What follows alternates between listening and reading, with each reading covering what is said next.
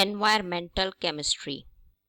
Environmental chemistry is a branch of science which deals with the chemical changes in the environment. It includes our surrounding as air, water, soil, forest, etc. So, wherever we are going to talk about the chemical change in the environment, we are going to call that as environmental chemistry. And environmental pollution is defined as the undesirable change in our surrounding that causes lot of harmful effects. So these types of harmful effects are caused by pollutants, that is the substance that are undesirable and cause lot of harm to our surrounding. So those substance we call it as pollutants. Hence, there are different categories of pollution. When we talk about atmospheric pollution, there are different layers of atmosphere, and the lower layer or region in which we live, we call it as troposphere.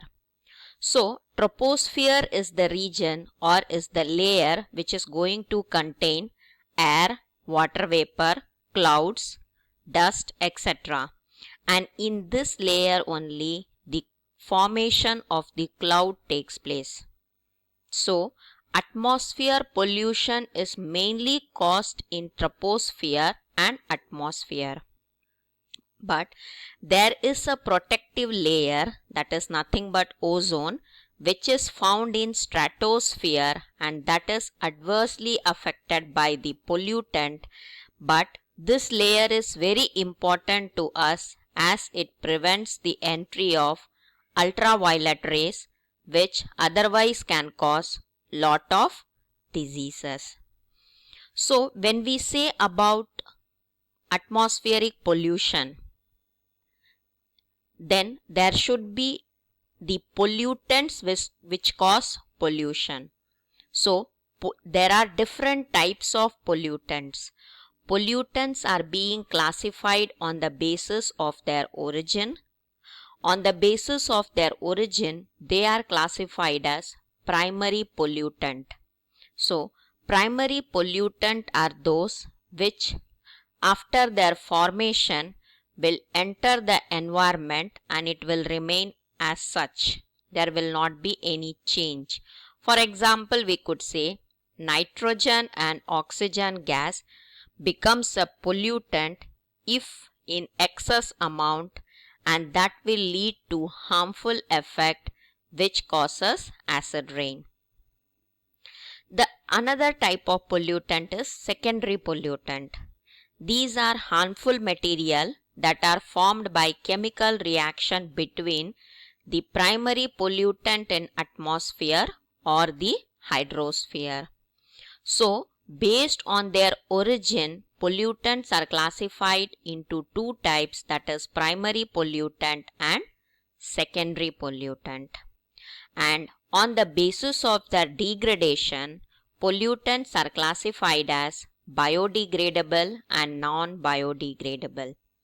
Biodegradables are the material that are decomposed by microorganisms either by themselves or by microorganisms.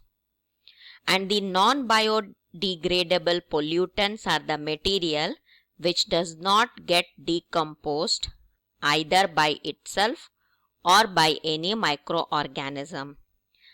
Hence, their presence in environment will lead to pollution. So, on the basis of their degradation, pollutants are classified as biodegradable and non-biodegradable. And next is greenhouse effect. Some gases like carbon dioxide, methane, ozone, water vapors, chlorofluorocarbons, they all have the capacity to trap some of the heat radiation that is being released from earth or from sun.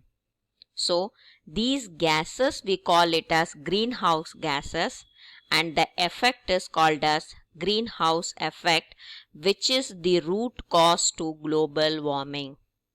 The greenhouse effect, we could say that it is the process by which radiation from a planet's atmosphere warms the planet's surface to a temperature above what it would be without this atmosphere.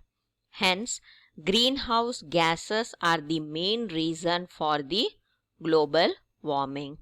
So, global warming is nothing but the increase in the concentration of certain gases like carbon dioxide, methane, etc.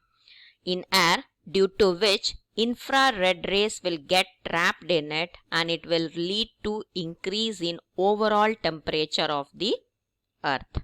So we say that increase in the concentration of certain gases leads to global warming. So what are all the consequences of these global warming? This will basically lead to the melting point of polar ice caps and flooding of low-lying areas all over the earth. Secondly, global rise in temperature will increase the incidence of infectious diseases like dengue, malaria, yellow fever, sleeping sickness, etc.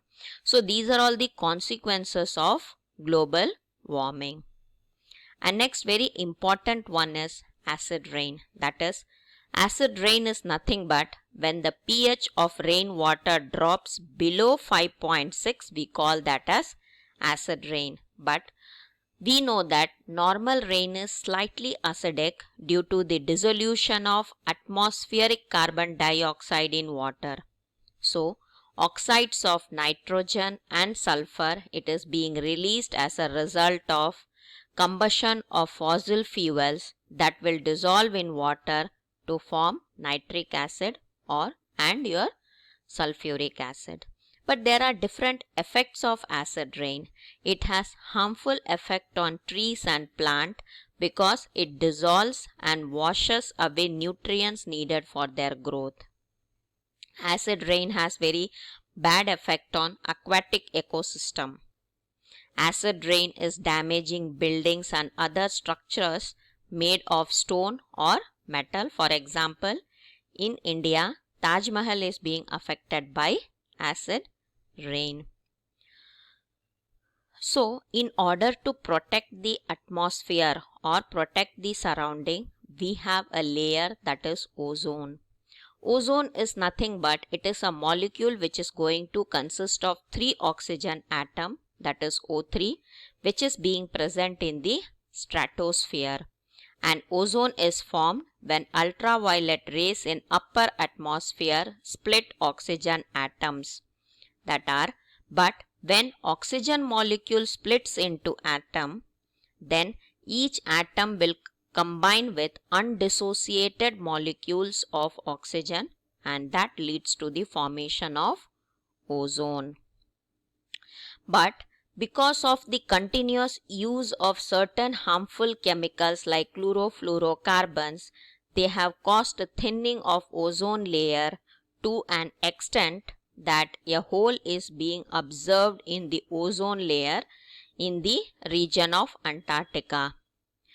And this hole is not a hole, actually we can say it is the extreme thinning in some parts because of the extreme reaction that is taking place with certain harmful chemicals and that are not stable in upper atmosphere, and it react with ozone which cause its depletion. So if ozone layer gets depleted, it would be very harmful for us to survive on this atmosphere because ozone layer act as a coat or it act as a protection for our earth. Hence, there are different methods in order to reduce the usage of different electrical instruments that will stop the flow of chlorofluorocarbons in our atmosphere, and hence we can protect our ozone layer.